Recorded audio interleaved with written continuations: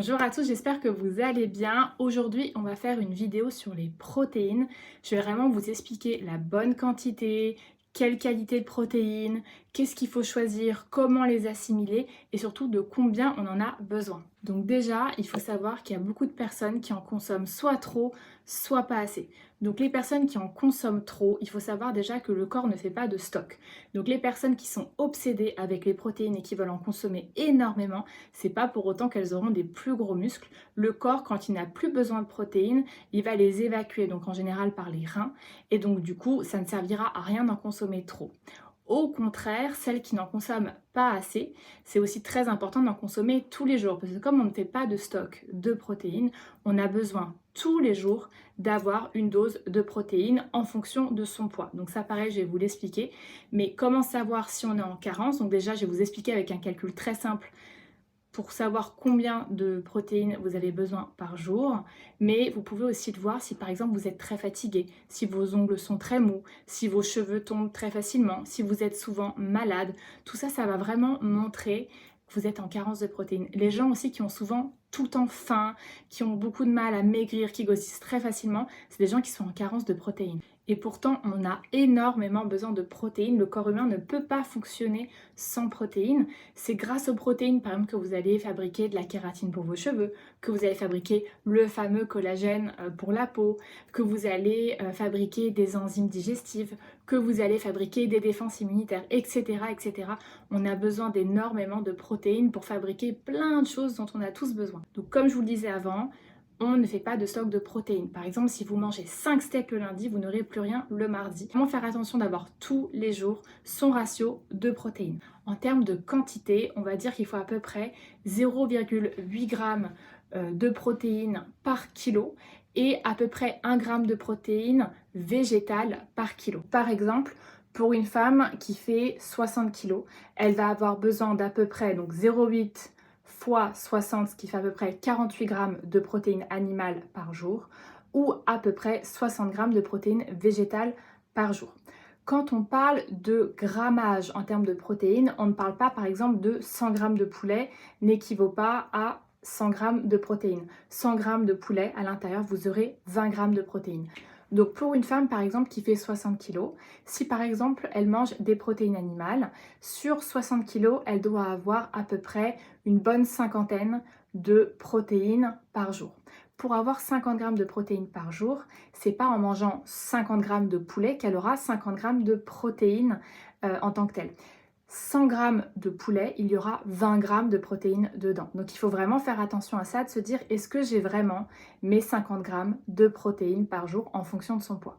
Donc par exemple, cette femme de 60 kg, il faut qu'elle mange 20 g de protéines à travers son morceau de poulet, mais elle va aussi devoir du coup rechercher derrière encore au moins 30 g de protéines ailleurs. Ça peut être voilà, dans de la protéine animale, comme je disais, mais aussi dans des protéines végétales. On peut combiner les deux. Pour les personnes qui sont véganes ou végétariennes et qui ne mangent jamais de protéines animales, sauf pour une végétarienne. Par exemple, la végétarienne va manger un œuf. Un œuf, c'est à peu près 6 g de protéines. Si la personne est végane, il faut faire attention du coup à l'apport de protéines parce qu'effectivement, on va en trouver plus difficilement et il va falloir manger plus pour avoir autant de protéines.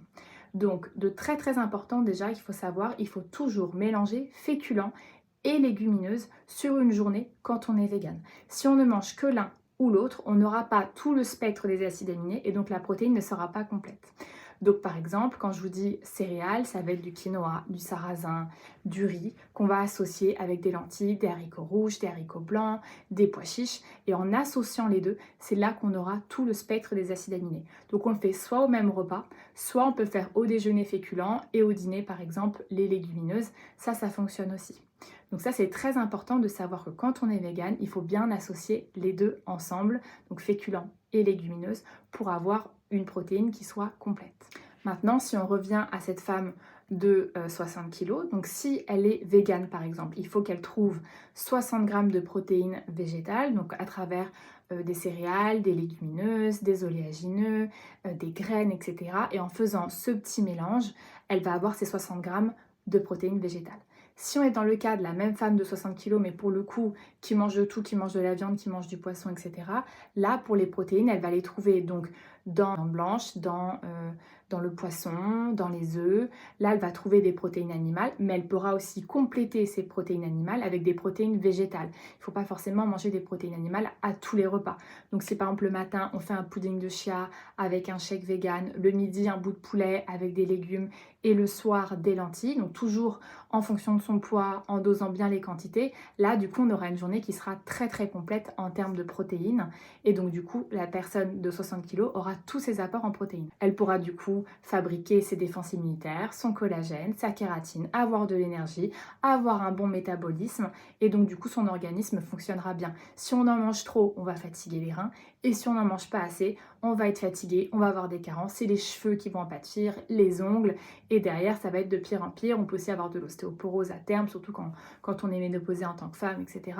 Donc voilà, très important de faire attention au bon dosage de protéines. Et pareil, qu'on soit vegan, végétarien ou qu'on mange de tout, qu'on mange des protéines animales, il faut aussi penser que tout ce qui est noix, il va y avoir beaucoup de protéines à l'intérieur, les oléagineux, tout ce qui est aussi graines, les graines de chanvre, les graines de chia, ça va être extrêmement riche en protéines, mais aussi tout ce qui est à base d'algues. Donc n'hésitez pas, même si vous n'êtes pas vegan, à ajouter tout ça à vos plats, à manger ça en guise de collation. Tout ça, ça va vous apporter beaucoup de protéines. Donc en petit recap, n'oubliez pas que les protéines sont importantes en bonne quantité. Il ne faut pas en consommer trop et il ne faut pas en consommer trop peu non plus pour qu'on puisse fabriquer tout ce dont le corps a besoin de fabriquer. Autre chose, toujours faire en fonction de son poids. Si par exemple on est une femme de 60 kg, on multiplie par 0,8 si on mange des protéines animales et par 1 si on mange plutôt que des protéines végétales. Si on mange un mélange des deux, vous prenez plutôt le 0,8.